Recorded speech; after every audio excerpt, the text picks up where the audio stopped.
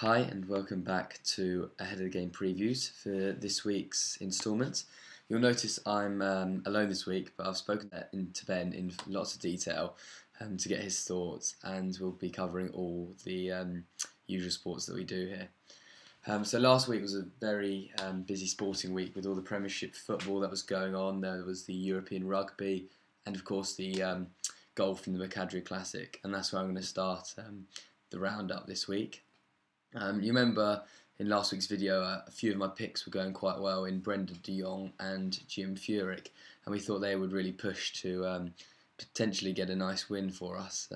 Sadly, they fell away quite late on, but both got placings and left us with profit overall, so I hope you followed those selections, and especially de Jong at 33s was a nice little pick for us.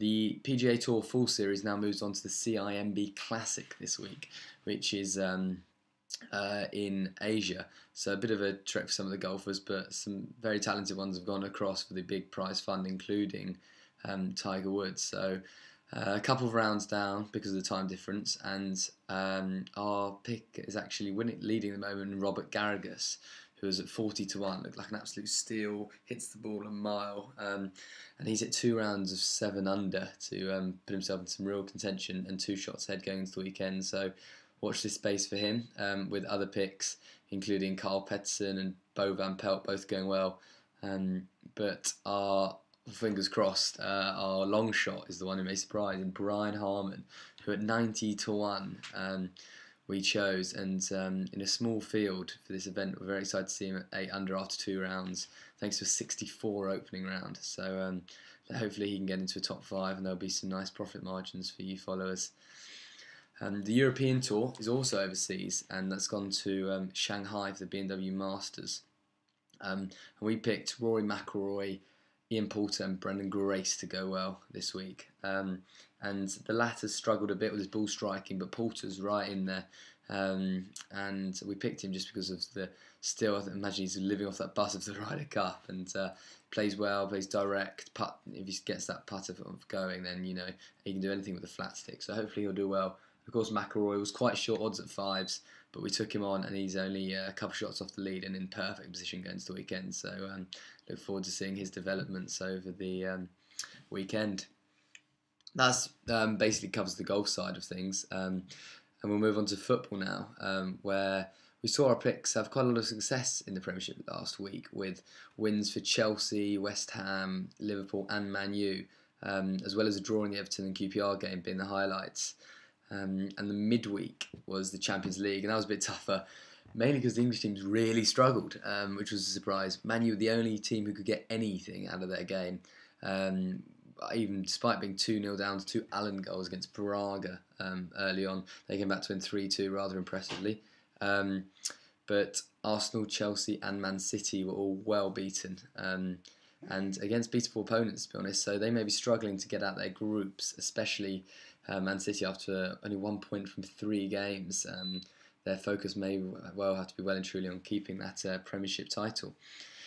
This week there are some more cracking games in the Premiership, with the Merseyside derby on Sunday, which will be a fiery affair. I'm sure my co-speaker, Ben Askew, or presenter I should say, would like to say it with cagey, and I'm sure he's right. Always Reds in this game, and I expect to see much the same. Maybe a low-scoring affair and a draw looking quite likely.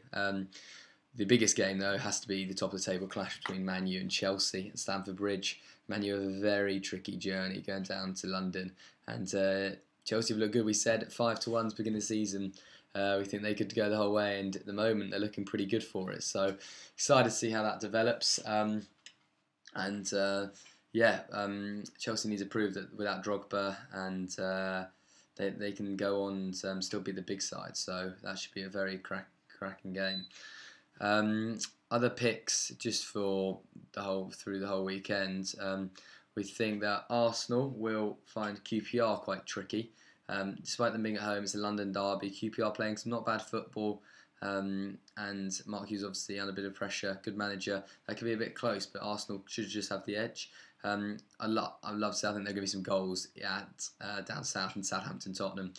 The away team Spurs should pip them, but I tell you what, I think it could be a 3-2, something along those lines. Defoe's on form, Lambert scores for fun at the moment, so look forward to that.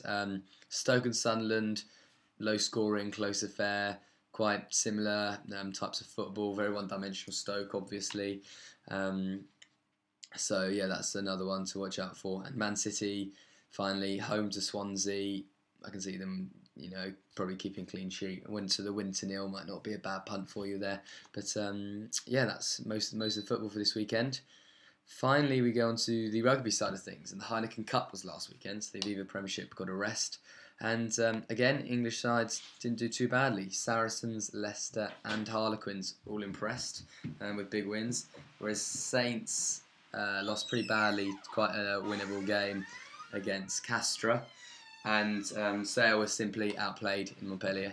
But showing signs of improvement, and we said tonight away at Worcester they could maybe put off a shock and get very close anyway at 6 ways. So we'll have to wait to see how that develops tonight.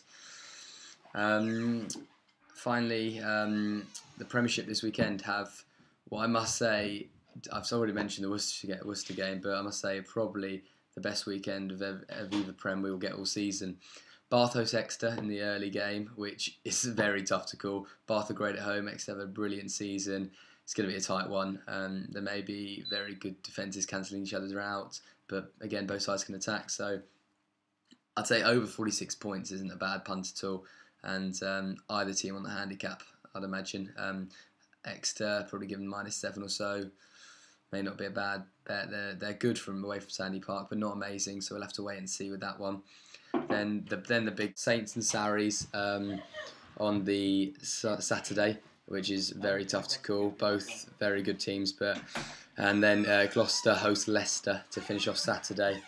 Again, not an easy game for Gloucester, so I think a little punt for both away teams to win there could be a nice little money maker for you there, because obviously Premiership it's quite hard to win away on the road, but Leicester looking like a good side this year, as are Sarries.